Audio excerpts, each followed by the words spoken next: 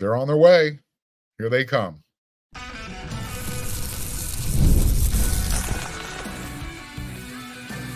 You are Locked On Trojans, your daily podcast on the USC Trojans. Part of the Locked On Podcast Network, your team every day.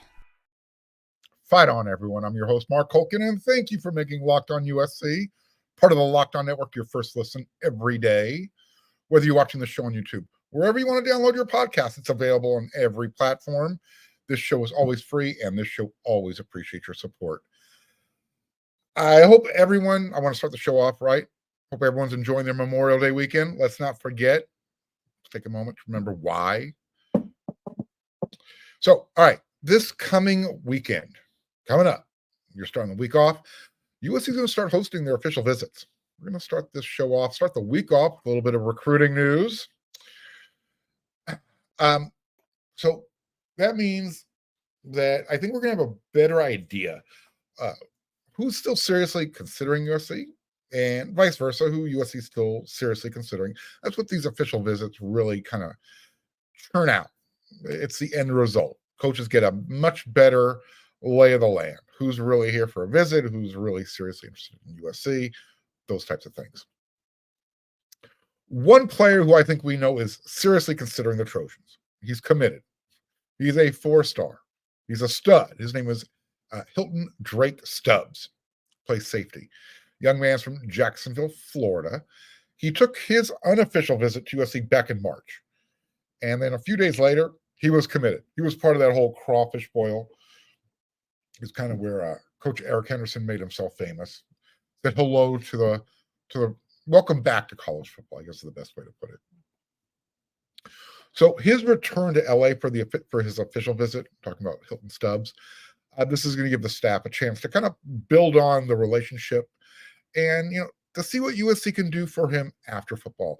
Again, the official visits, the family comes, you take a tour of the whole school, maybe talk to some of the professors of classes you might be interested in, decide, what major you might be interested in. It's those types of things, the details, the important stuff. Another player who will be visiting this weekend, defensive back as well. His name is Treston Castro. He committed to USC back in April. And since then, he's literally seen his stock rise. He's now, I think he jumped into the on 300, and he's now a 4-star player. And as his stock is going to rise even more once he starts playing his senior season. Castro is one of those local products that Coach Riley, he wants to keep home. Does not want him going somewhere else. Does not want him leaving state. Now, besides those two defensive backs, the first recruiting weekend that's coming up, it's really wide receiver and linebacker heavy. You've got, let's see, who do we got coming in? Yeah. Now, many of my everydayers, you're probably going to remember me talking about Chase Taylor. We're going to start with the linebackers. I mentioned the name Chase Taylor. He's from Stockbridge, Georgia. USC likes what they see out there, so they're going to stay out there if they can. One of the interesting notes about Chase is his recruitment. Despite being from the Peach State from Georgia, Michigan and USC are considered the front runners, according to the recruiting prediction machine that On3 likes to use. Another late addition to this weekend, he's a linebacker. His name is Nathaniel Owusu Boateng. Back in April, he's originally from Manassas, Virginia. He plays his high school ball at the IMG Academy in Florida. He's 4-star linebacker. He narrowed his list down to 13 schools. Again, this was in April. When he announced that list, at the time, he had official visits set up for South Carolina this coming weekend, May 31st, Stanford, June 7th, Georgia, June 14th. Well, he told On3 he's now visiting USC, the real USC, the University of Southern California, this weekend, May 31st. Notre Dame on June 7th, Ohio State on June 14th, and Michigan on June 21st. So things change. What do we say around here with recruiting? We use the F word. It's fluid. Look what just changed with this young man's recruitment. USC needs linebackers this recruiting cycle. They're going to lose a lot of guys from the roster after the season. Easton Mascarenas Arnold, 1-year guy. Excuse me. Rajon Davis is eligible to leave. I think Eric Gentry's another guy you can lose. So USC needs to kind of supplement their linebacker core. One thing USC does not have any problem doing, that's attracting or signing wide receivers. Coach Riley, this recruiting cycle, he's going to have a really good chance. I mean, if he wants to go after Georgia, he's doing a great job on the defensive side of the ball. Go show Kirby Smart that you're not afraid to attack the opposite side of the ball. You've already got Juju Lewis in the basket. Well, go get the wide receiver, CJ Wiley. He's taking his official visit to USC this weekend. 6'4", 195 pounds. He's from Alpharetta, Georgia. And again, Kirby Smart considers him one of his must-have guys in this class. I mean, Georgia, the whole state puts out a lot of talent, but they're not known for their wide receivers. In fact, there's some numbers that say that they haven't had 2 of the top 100 wide receivers in the same recruiting cycle since 2019. That's pretty interesting. CJ Wiley, he just happens to be one of the top 50 players in the On3 rankings. That's how good he is. And did you know that the Bulldogs, Georgia, they haven't had a wide receiver go over 1,000 yards in a season since Terrence Edwards did that back in 2002? In fact, he's the only receiver in Georgia history to do that. If I'm Coach Riley and I'm Coach Dennis Simmons, I'm whispering that sweet nothing into CJ Wiley's ear all weekend long. Oh, by the way, and Juju Lewis will be your quarterback. Oh, and by the way, you want to be a 1,000-yard receiver? You probably want to consider USC. That doesn't happen at Georgia. Another wide receiver coming out this weekend, or this upcoming weekend, you got Emmanuel Choice from Texas, another big guy, 6'4", 190 pounds. USC's in the mix along with Oklahoma, TCU, and Nebraska. I'm not sure where to read his recruitment. I think Nebraska is probably in the lead right now. Another 4-star wide receiver, Donovan Olubode, Braden in Florida, another IMG Academy guy. The On3 recruiting prediction machine. Florida, 39.8%. Washington, 17.7%. USC, 15.2%. Oregon, 12.6%. Now, the reason why Florida has at highest odds is, again, Donovan plays his high school ball in the state of Florida. He's taken a few visits to Gainesville. A lot of familiarity down there. Now, what works in USC's favor? Well, number one, University of Florida, their football program, it's a mess right now. Billy Napier, their head coach, his job is on the line. And they're also, by the way, they're being sued by Jaden Rashada, former player. He's suing them over his NIL deal package compensation that he never got, millions. And it looks like he probably win the case. So as this weekend winds down, you got another official visit.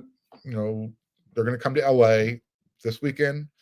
Following weekend, you got the June 7th guys coming in. But once this weekend ends, and again, I think I mentioned it on another episode, you've got the safety hybrid linebacker from the state of Texas. His name is Jonah Williams, 5-star. He's considered one of the best players in the entire 2025 cycle. He's a 2-sport guy as well. I think he plays baseball.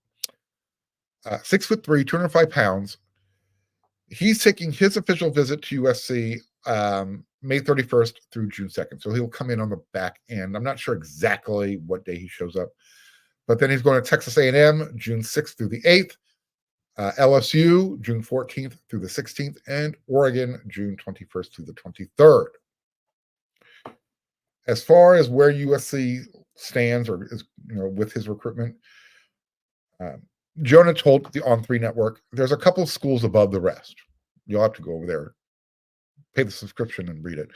But what he did say was he's looking for a school that really feels like home. Williams said the number 11 overall, who he's considered the number 11 overall prospect. He is the number one safety in the On3 industry, according to their rankings. He says, I want it to be a place where I step on campus. It feels like I can live there for the next 3 to 4 years. So that's what he's looking for.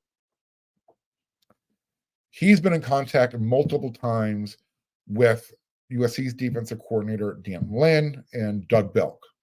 He said, I like the coaching staff. Their coaching staff is really going to make an impact on whoever goes to USC. Their defensive coordinator just came off coaching one of the best defenses in the country. So again, this will be a good chance for him. Get on campus, build on that relationship where he's talking to Antonlynn, Doug Belk, and see if USC is where he wants to go. I have no idea if USC is going to get any commitments coming off of this official visit weekend, but you never know, right? These guys, these young recruits, once they start feeling something, it's hard for them to kind of contain their emotions. And again, once the timing feels right, they'll just pull the ripcord and they'll make the jump.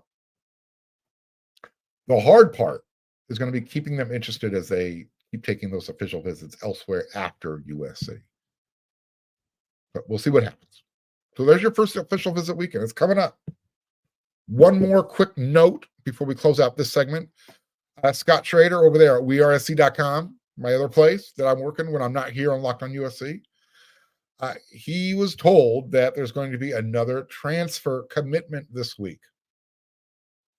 I don't know what it means. However, Gavin Meyer, the defensive tackle, the transfer from Wyoming, he was added last week. I do know that the only player who actually took a trip to USC was the offensive line target from Texas A&M, Bryce Foster. So he's a candidate. Whoever it is, though, this person took a visit to USC last weekend. So we're going to find out who it is. Maybe Eric Henderson's chess move is going to be made public. Remember, I mentioned this on an episode last week. The same day that Gavin Meyer committed to USC, but much later in the day, Coach Eric Henderson sent out a message on X. He tweeted out, chess, not checkers. So again, I don't know what that meant, but we know who's coming to visit this weekend. You know what? I do wonder what's going to happen during this official visit weekend. I wonder if the topic of schools directly paying the student athletes is going to come up. That's a new development. We're going to talk about that in the next segment.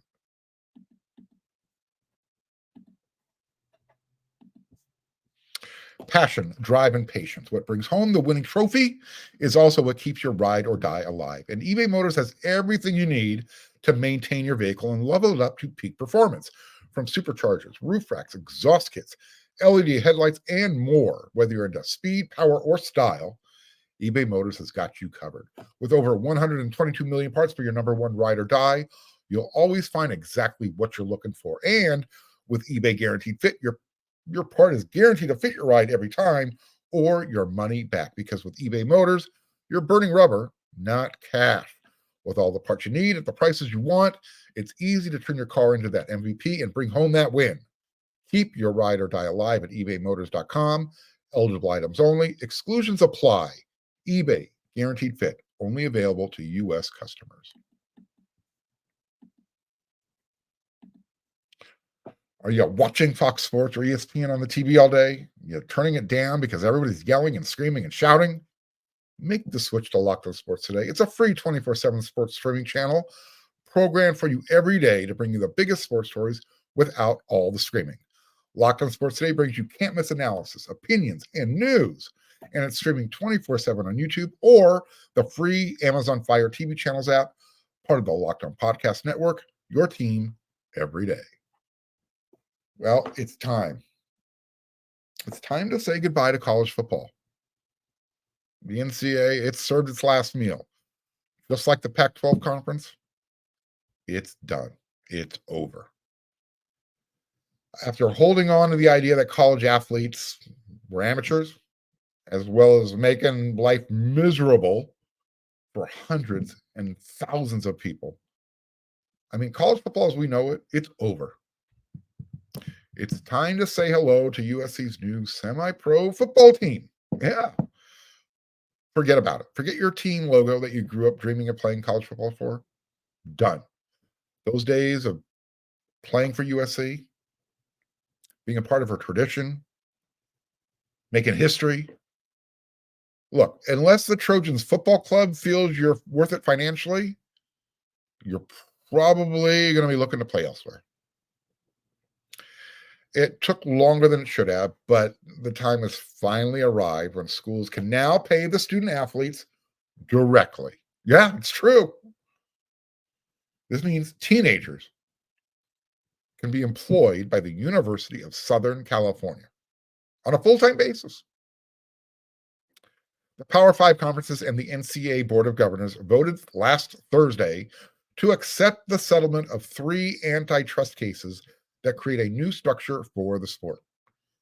Pete Thamel at ESPN wrote this, quote, the more than $2.7 billion with a B of back damages and new revenue sharing model that comes with the settlement of House versus NCAA and 2 related antitrust cases mark a distinct pivot for college sports. Amateurism, a long, fragile, and fleeting notion in the billion-dollar college sports industry, is officially dead. End the quote. So, which university is now going to provide the best compensation package for the football student athlete looking for a job?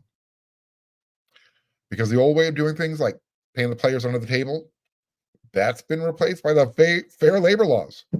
You've got a right to earn a living.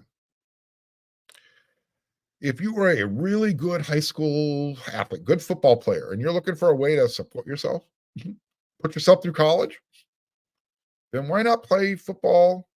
Why not play college football? And I don't know, kill some time in between classes. Because unlike in the past, now you can get paid like a professional. Seriously. And if you don't like your own work environment, there's always the transfer portal.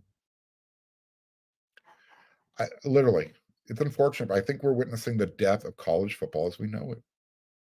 USC is not only going to hire and fire its coaching staff, they can now do the same thing with their players. They can make them employees. Look, if you've been following me, reading anything that I've been writing for years, I've been saying it now. Eventually, college football would start to resemble the NFL. Well, guess what? Stop the car. We're here. I mean, some of you, I do. I still remember what it felt like when January 1st showed up on the calendar. That's kind of when college football stopped to watch the Rose Bowl. I mean, and that was after you had the bowl season during the entire holiday season, getting fat, hanging out with family, friends, eating, drinking, giving presents, getting presents, watching football, college basketball, NFL. It was just fun. You could see the difference between all the different sports. Well, the granddaddy of them all, the Rose Bowl, weak, it's feeble, it's on life support. In fact, the bowl games as a whole, I mean, they've lost their appeal with the players. It's been that way now for a good, 5 years or so. I mean, when the playoffs, decided that that's how we're now going to crown the champion, players started making the financial decision. They're going to sit out the bowl games. They were meaningless.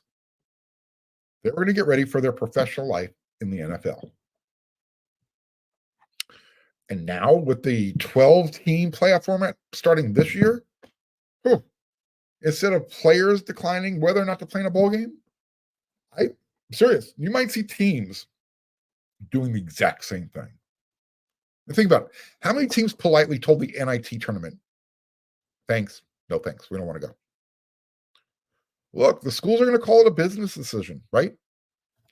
They literally have to weigh the cost of playing in this meaningless bowl game, paying their employees. It's going to be in an empty stadium. And they have to weigh that against the return on their financial investment. And then what happens when the players union, because that's next, that's going to happen, that's coming. What happens when they decide they want to raise to play in a bowl game? Players are already doing that on their own. The running back from Ole Miss last year, he's now an Ohio State Buckeye because of that situation. Lane Kiffin said, get the hell out of here. And look, if we're being honest, how much respect does the Rose Bowl still have left? I mean, she was literally raped of her tradition by the BCS. Look, the artist formerly known as the Pac-12 Conference, it no longer exists. USC now lives in the Big Ten Conference, the big conference. The same conference that USC dominated when they played those guys in the Rose Bowl. Our favorite college conference affiliations, those things were built on proximity. They were built on border war rivalries, intercity rivalries, in-state rivalries. Those lines in the sand, they don't exist anymore. They're gone, been wiped away. Look, I don't care what conference Colorado and Nebraska play in. They hate each other. They should play each other every single year. They don't. Same thing with Oklahoma and Oklahoma State. How do you end something called Bedlam? You don't. Same thing with the Civil War, Oregon versus Oregon State, the Apple Cup, Wazoo, Washington. Today, this is what we're left with. You've got a college football structure that is, it's super conference, and it's run by TV executives, and they're telling you who you're going to play, where you're going to play, and how much you're going to get. That's what college football is now. So for now, at least certain rivalries like USC versus Notre Dame, they're going to survive. I don't know for how long. Hopefully forever. Knock on wood. So what's next? An injured reserve list like the NFL that has to be turned in. You know why they have that, right? For betting purposes. Are player trades going to take over the transfer portal? I mean, why can't one school trade another player to another school? You want to talk about being owned? You're gonna have to sign a contract. Look, you're gonna have the College Football Players Union. You're gonna have a salary cap structure. You're gonna have the collectives that are offering signing bonuses. Think about it. You've got teenagers living at home with mom and dad. They're gonna get a signing bonus for $1 million, and then they're gonna negotiate a contract with USC or whomever, and they're still living at home. What's really ironic about this is that many of these young, I'll call them bonus babies, they've never written a check in their life. And now you're going to ask them to make tax deductions, find ways to hide their assets. You're going to teach a 16, 17-year-old how to create an LLC. Probably a smart thing to do, especially if you've been paying attention to what's going on over there with Shiloh Sanders, son of Coach Primetime, Deion Sanders. Crazy. The NFL is all about salary caps, signing bonuses. You got the NFL Players Association. That keeps the league competitive, it keeps it balanced, and it keeps the owners billionaires. That's the direction college football is heading. So, but what is actually next for college football? Because there's a large percentage of schools that can't afford to play and pay semi-pro football. I think Oregon State and Washington State knows what happens next.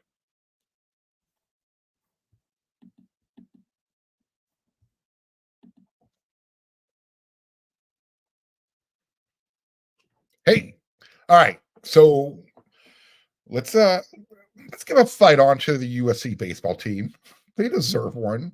Huge fight on.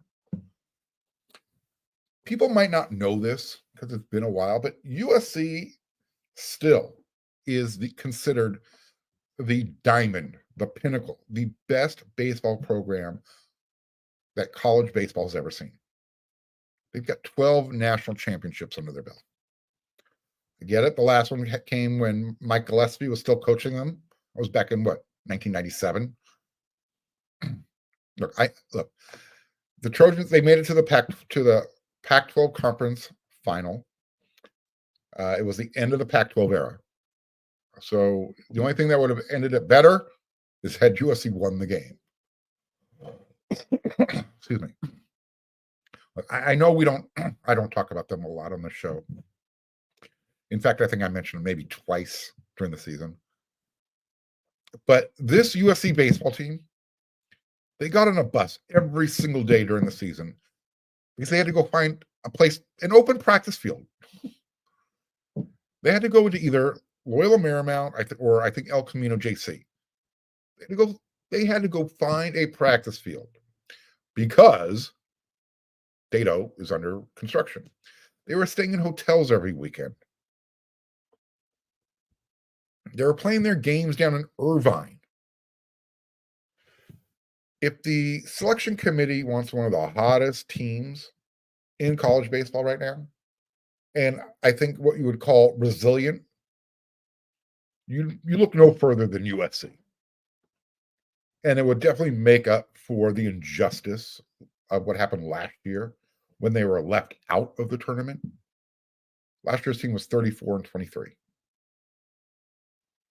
Everybody thought they should have been in it. USC's baseball team this season made it to the conference championship game. And they did this. They practiced somewhere else. They stayed in hotels for home games in Irvine because, as I mentioned, Dato Field is going through a renovation, and that's part of the result of USC's new football facility being erected. And so they're taking the time. So they're going to refigure Dato Field. So this season, USC didn't have a home to play in, place to practice. So they were going into the Pac-12 conference championship game against a regular season champ, Arizona. Game was being played in Scottsdale, an hour and a half north of Tucson. USC heading into that game, they had won 9 in a row. They might have been the hottest team in baseball. Unfortunately, with the loss, their chances with the selection committee, slimmer than slim. It's just the way it is. Arizona, Oregon State, those are the two schools that are definitely in from the Pac-12 conference. The others, well, Oregon posted a 37-18 record. USC went 2-2 against them this year. Cal, 36-19. USC went 2-2 against them. USC's record, 31-28. But again, I want to remind everybody, USC did not have a home game this year. And they made it to the Pac-12 title game. Had they won Saturday's finale, they'd be an automatic qualifier. They didn't. And it looked like they were a team of destiny. I mean, they had a 3-0 lead going into the bottom of the 7th. Hayden Aoki, their starting pitcher, he was throwing a no-hitter. Yeah. It was like, oh, wow, this might really happen. Going to the bottom of the 7th, he got the first out, and then Arizona hitter got their first hit of the game. It was a sharp single, found the hole between second base and first baseman, and they even had the shift on. It was just a perfectly placed hit. Give credit where credit's due. And then, unfortunately, Coach Stankiewicz pulled a Dave Roberts, and he pulled Aoki. And he was dealing. He doesn't throw. The guy pitches like Tom Glavine. It's just off speed, paints the corners, keeps you off balance. You hate batting against pitchers like this. And I get it. He had pitched, I think 4 innings earlier in the week. But outside of that one hit, he literally was untouchable up until that moment. I think the momentum shifted for USC at the top of the inning. USC had a man on, and then they kind of ran themselves out of a chance to add another run. Ball hit sharply to center field. The runner tried to advance from first to second. He was thrown out, double play. Yeah. Anyways, Arizona got their first run in the 7th inning, and then they got away with an extra base when the ball, on a ball 4, it actually hit their batter. They hit the foot, ball ricocheted. The runner that was already on first advanced to third base, eventually sacrificed fly. Game went into the bottom of the 9th, tied 3-3. And USC got walked off. Yeah. So Trojans 31-28 finished the season. Their bid to make the NCAA tournament for the first time since 2015, pretty much gone, unless there's a bunch of people with a heart with the selection committee. We know nobody has a heart when it comes to USC. So it sucks. They deserve better. But here's what we should do. Here's what we should take into account. It's a really young team, and they're going to fight on. And look what they did this year against all odds. Austin Overn, he gave up football for good reason. He's a really good baseball player. I'm going to end it with this. I think at what point next year is Deuce Robinson going to make his professional decision? I didn't think he had much of an opportunity to play baseball this year. We'll see what happens next year. I think everyone agrees football's in his professional future. So that's my opinion. And that's it for this show. I'll be back with another episode tomorrow. Come back to you 5 times a week. So until then, everyone, you know what to do.